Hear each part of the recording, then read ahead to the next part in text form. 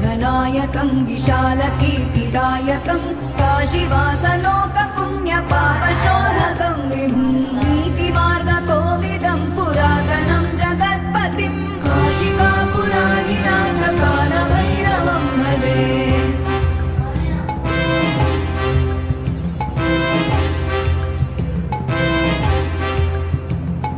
कालभैरवाष्टकं पठन्ति ये मनोहर